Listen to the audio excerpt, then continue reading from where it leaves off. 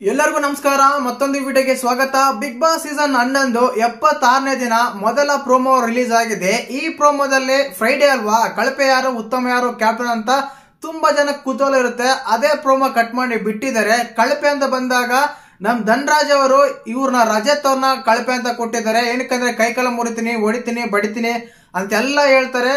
ಆದ ಕಾರಣ big boss ಮನೆಯಲ್ಲಿ ಇಂಥವೆಲ್ಲ ಬೆದರಿಕೆ ಹಾಕಬಾರ್ದು, ಈ ರೀತಿ ಮಾತಾಡಬಾರ್ದು. ಅದೇ ಕಾರಣಕ್ಕೆ ನಾನು ಕಳಪೆ ಕೊಡ್ತೀನಿ ಅಂತ ಹೇಳಿ ಧನ್ರಾಜ್ ಅವ್ರು ಹೇಳ್ತಾರೆ. ಮತ್ತೆ ಇದಕ್ಕೆ ರಜತ್ ಅವ್ರು ಯಾವ ರೀತಿ ರಿಯಾಕ್ಟ್ ಮಾಡಿದ್ರು ಅಂದ್ರೆ ಖಂಡಿತವಾಗ್ಲೂ ಇದು ತುಂಬಾ ಅಂದ್ರೆ ತುಂಬಾ ಹೆವಿ ಅನ್ಸುತ್ತೆ. ಬಿಗ್ ಬಾಸ್ ಮನೆಯಲ್ಲಿ ಅವರು ಹೇಳ್ತಾರೆ, ಅವ್ರು ರಜತ್ ಅವರು ಧನ್ರಾಜ್ ಅವ್ರಿಗೆ, ನೀನ್ ಮಾಡಿರೋ ಒಂದು ಕೆಲ್ಸಕ್ಕೆ ನಾನು ನಿನ್ ಕೈಕಾಲು ಮುರಿದು ಬಿಗ್ ಬಾಸ್ ಮನೆಯಿಂದ ಹೊರಗಡೆ ಹೋಗ್ಬೇಕಾಗಿತ್ತು, ಇನ್ನೂ ಸುಮ್ನೆ ಇದೀನಿ ಅಂತ ಹೇಳ್ತಾರೆ. ಇದು ಬಿಗ್ ಬಾಸ್ ಮನೆ ಒಂದು ರಿಯಾಲಿಟಿ ಶೋ, ಕ್ಯಾಮ್ರಾಸ್ ಎಲ್ಲ ಆನ್ ಇರ್ತವೆ, ಪ್ರೇಕ್ಷಕರೆಲ್ಲ ನೋಡ್ತಾರೆ ಅನ್ನೋದು ಸ್ವಲ್ಪ ತಲೆಯಲ್ಲಿ ಇಟ್ಕೊಂಡು ಆಟ ಆಡಿದ್ರೆ ತುಂಬಾ ಚೆನ್ನಾಗಿರುತ್ತೆ. ಕಾರಣ ಇಷ್ಟನೇ, ಅವರು ನಿನ್ನ ಪ್ರಮೋಕ್ ಮಾಡ್ತಾರೆ, ನಿನ್ನ ಅಂದ್ರೆ ಅದೇ ಮ್ಯಾನ್ ಲ್ಯಾಂಡಿಂಗ್ ಮಾಡ್ಲಿ, ಅದು ಮಾಡ್ಲಿ, ಬಿಗ್ ಬಾಸ್ ಮನೆಯಿಂದ ಹೊರಗೆ ಹೋಗ್ಲಿ ಅಂತ. ಆ ಟೈಮಲ್ಲಿ ನೀವು ಪ್ರವೋಕ್ ಆಗೋರು, ನೀವು ತಪ್ಪಿಸ್ತಾರ ಅಷ್ಟೇನೆ, ನಿಮ್ ತಪ್ಪಾಗುತ್ತೆ. ಆದ್ರಿಂದ ಯಾವುದೇ ಒಂದು ವ್ಯಕ್ತಿ ಪೇಷನ್ಸ್ ಇರಬೇಕು, ಮಾತಾಡಬೇಕಾದ್ರೆ ಕೇಳಿಸ್ಕೋಬೇಕು.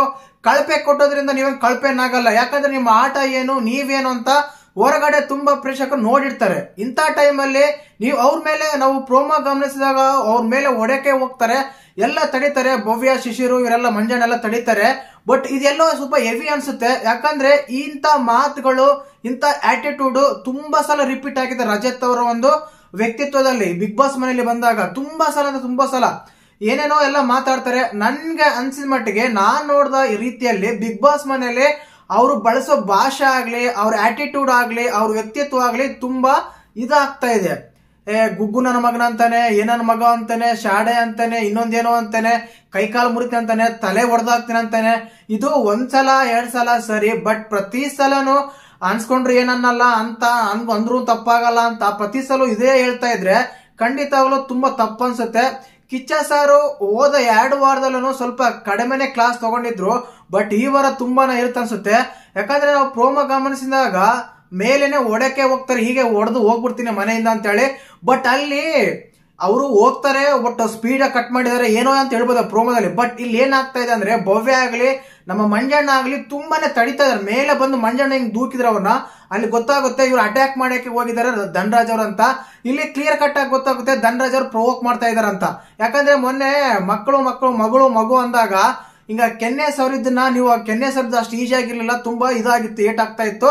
ಅದೇ ಕಾರಣಕ್ಕೆ ನಾನು ಆ ರೀತಿ ಮಾಡಿದ್ದಂತೆಲ್ಲ ಹೇಳ್ತಾರೆ. ಮನ್ನ ಸ್ಟಾರ್ಟ್ ಮಾಡಿದ್ದು ಕೂಡ ನಮ್ಮ ರಜತ್ ಅವರೇ. ಧನ್ರಾಜ್ ಅವರು ಮಗು ಅಂತ ಕಾರಣಕ್ಕೆ ಹೋಗಿ ಕಾಮಿಡಿ ಮಾಡ್ತಾ ಇದ್ರು, ಬಟ್ ಸೀರಿಯಸ್ ಆಗಿ ರಿಯಾಕ್ಟ್ ಮಾಡಿದ್ರೆ ರಜತ್ ಅವರೇ. ಇವತ್ತು ಕಳಪೆ ಕೊಡ್ತಾರೆ, ಅವ್ರ ರೀಸನ್ ಕೊಟ್ಟು, ಅದು ಅವ್ರ ಇಷ್ಟ. ಯಾವುದೇ ಒಂದು ಕಾರಣ ಕೊಟ್ಟರು ಕಳಪೆ ಕೊಡ್ಬೋದು. ಅಲ್ಲಿ ಗ್ರೂಪಿಸಮ್ ಮಾಡಿ ನಾಮಿನೇಟ್ ಮಾಡೋದು, ಗ್ರೂಪಿಸಮ್ ಮಾಡಿ ಕಳಪೆ ಕೊಡೋದು, ಗ್ರೂಪಿಸಮ್ ಮಾಡಿ ಉತ್ತಮ ಕೊಡೋದು ತುಂಬಾ ಆಗಿವೆ, ಆಗ್ತಾನೆ ಇರ್ತವೆ.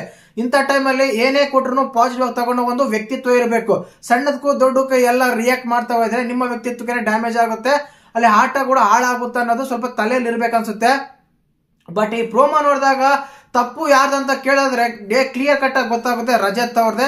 ಆ ರೀತಿ ರಿಯಾಕ್ಟ್ ಮಾಡಬಾರ್ದಾಗಿತ್ತು, ಸ್ಪೀಡ್ ಆಗಿ ಹೋಗ್ತಾರೆ ಹೊಡೆಯಕಂತೇಳಿ. ಅಲ್ಲಿ ಪ್ರವೋಕ್ ಮಾಡಿದಂತ ನಿಜ ಧನ್ರಾಜು. ಮತ್ತೆ ನೀವು ನೋಡಿದಾಗ ಈ ಪ್ರೋಮೋ ನೋಡಿದಾಗ ನಿಮ್ಗೆ ಹೇಗೆ ಅನಿಸ್ತಂತ ಕಮೆಂಟ್ ಮಾಡಿ. ಇದೇ ರೀತಿ ಆಟ ಆಡ್ತಾ ಇದ್ರೆ ಬೇಗನೆ ರಜತ್ ಅವ್ರ ಮನೆಗೆ ಹೋಗೋದು ಗ್ಯಾರಂಟಿ. ಅದು ಬೇರೆ ಒಂದು ಟಾಪ್ ಅಲ್ಲಿ ಇದವರು ಕಂಟೆಸ್ಟೆಂಟ್ ಗಳು ಈ ವಾರ ನಾಮಿನೇಟ್ ಆಗಿದ್ದಾರೆ.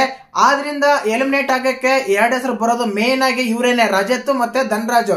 ಇವರಿಬ್ರಲ್ಲಿ ಯಾರಾದ್ರೂ ಹೋಗ್ಬೋದು. ಬಟ್ ಬಿಗ್ ಬಾಸ್ ಏನ್ ಮಾಡ್ತಾರೆ, ರಜತ್ ಅಂತ ಕ್ಯಾಂಡಿಡೇಟ್ ಬೇಕೇ ಬೇಕು. ಆದ್ರಿಂದ ಧನ್ರಾಜ್ ಅವರು ಬಿಗ್ ಬಾಸ್ ಮನೆಯಿಂದ ಹೊರಗಡೆ ಹಾಕ್ಬೋದು ಈ ವಾರ. ಅದೇ ಕಾರಣಕ್ಕೆ ಈ ರೀತಿ ಆಗ್ತಾ ಇದೆ, ಈ ರೀತಿ ನಡ್ಕೊಂತಾ ಇದ್ದಾರೆ ಧನ್ರಾಜ್ ಅವರು ಅಂತ ಹೇಳ್ಬೋದು. ಮತ್ತೆ ನಿಮ್ಗೆ ಪ್ರೋಮೋ ನೋಡಿದಾಗ ಯಾರು ತಪ್ಪು ಅನಿಸ್ತು ಅಂತ ಕಮೆಂಟ್ ಮಾಡಿ. ಹಾಗೇನೆ ವಿಡಿಯೋ ಇಷ್ಟ ಆದ್ರೆ ಲೈಕ್ ಮಾಡಿ, ಶೇರ್ ಮಾಡಿ, ಸಬ್ಸ್ಕ್ರೈಬ್ ಮಾಡಿ. ಜೈ ಹಿಂದ್, ಜೈ ಕರ್ನಾಟಕ ಮಾತೆ.